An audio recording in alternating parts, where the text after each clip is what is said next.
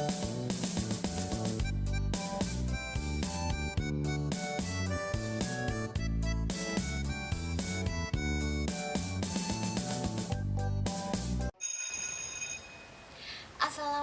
warahmatullahi wabarakatuh. Halo anak-anak ibu, apa kabar? Alhamdulillah sehat semua ya. Oke, apakah hari ini kalian hadir semua? Oke, kalau semisal semuanya hadir, sebelum kita memulai pembelajaran, alangkah baiknya kita berdoa terlebih dahulu dengan membaca bismillah bersama-sama ya. Bismillahirrohmanirrohim. Ayo sekarang disiapin dulu ya alat tulisnya. Kira-kira anak-anak ibu masih pada ingat ya, minggu lalu kita belajar apa sih?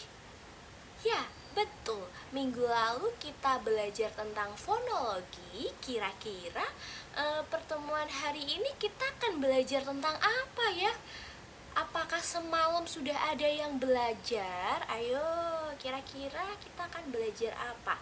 Ya, betul banget ya. Hari ini kita akan belajar tentang morfologi. Tujuan pembelajarannya, anak-anak ibu itu diharapkan dapat mengenal, mengidentifikasi jenis, dan memahami proses morfologi.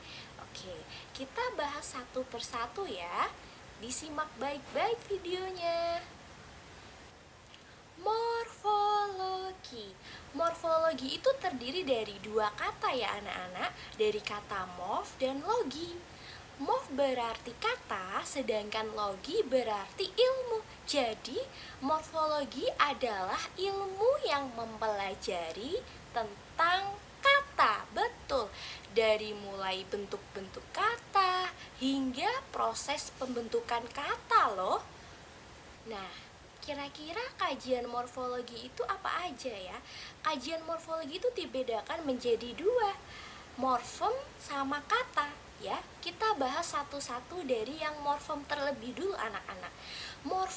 Morfem adalah satuan terkecil dari kata yang sudah tidak bisa terbagi lagi. Nah, morfem sendiri itu dibedakan menjadi dua, morfem bebas dan morfem terikat. Morfem bebas ya adalah morfem yang dapat berdiri sendiri. Biasanya berupa kata dasar anak-anak. Contohnya pergi, pulang, santai, kebun, dan lain sebagainya. Meja ini dari kayu mahoni. Kata meja di sini merupakan morfem bebas. Morfem terikat adalah morfem yang tidak dapat berdiri sendiri. Contoh kalimatnya, kapan hujan ini akan berhenti? Nah, kata henti di sini itu merupakan morfem terikat anak-anak ibu karena tidak bisa berdiri sendiri dan harus terikat dengan morfem ber. Kita lanjut membahas kajian yang kata. Kata adalah bentuk bebas yang paling kecil. Kata dibedakan menjadi dua loh anak-anak ibu. Ada kelas kata terbuka dan kelas kata tertutup. Kelas kata terbuka adalah kelas kata yang dapat ditambahkan dengan kata-kata baru dan memiliki jumlah anggota yang tidak terbatas.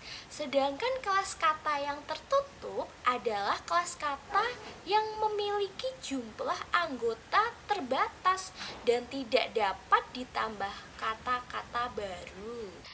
Ini ada beberapa kategori yang termasuk ke dalam jenis-jenis kelas kata. Apa sih Bu perbedaan antara morfem dan kata? Oke, perbedaan morfem dan kata yaitu pada lingkup kajian morfologinya. Morfem merupakan objek kajian terkecil, sedangkan kata merupakan objek kajian terbesarnya. Lalu, apa saja sih Bu proses-proses morfologi itu? Oke, proses morfologi itu ada tiga anak-anak. Yang pertama ada proses pembubuhan afiks atau afiksasi. Yang kedua ada proses pengulangan kata atau reduplikasi.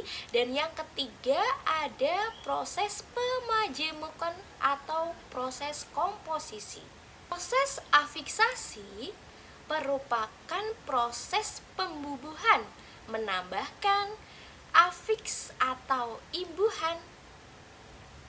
Prefiks. Prefiks adalah imbuhan yang ditambahkan pada bagian awal pada sebuah kata dasar. Nah, jenis prefiks ini ada banyak ya anak-anak ibu, bisa dibaca ya. Contohnya nih, prefiks me pada kata menghibur. Yang kedua, ada sufiks. Sufiks itu afiks yang diimbuhkan pada posisi akhir bentuk dasar. Nah, jenis-jenis sufiks juga ada banyak anak-anak ibu ya, bisa dibaca. Itu contohnya. Contohnya sufiks an pada kata bagian. Nah, yang terakhir ada infiks. Infiks ini morfem yang disisipkan di tengah-tengah kata dasar ya, disisipan. Jenis-jenis infiks juga ada banyak ya dalam bahasa Indonesia, anak-anak ibu.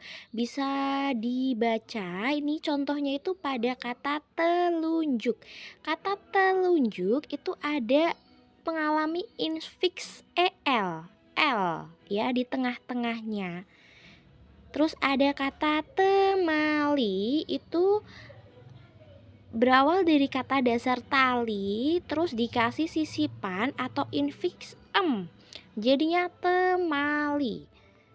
Kedua, ada proses pengulangan atau reduplikasi. Reduplikasi merupakan proses pembentukan kata ulang melalui pengulangan bentuk dasar dan melalui berbagai cara.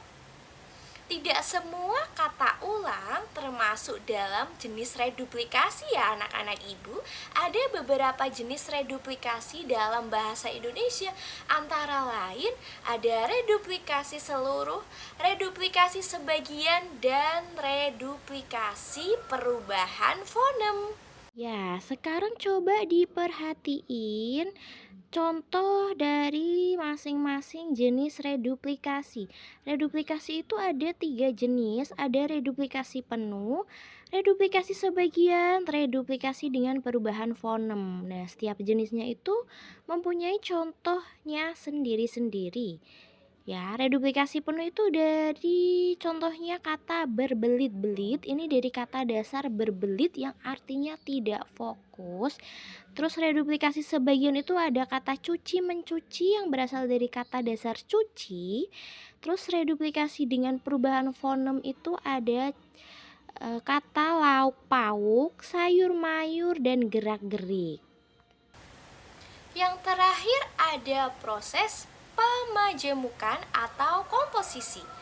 Komposisi merupakan proses penggabungan dua kata atau lebih sehingga membentuk kata majemuk atau kata yang memiliki arti baru.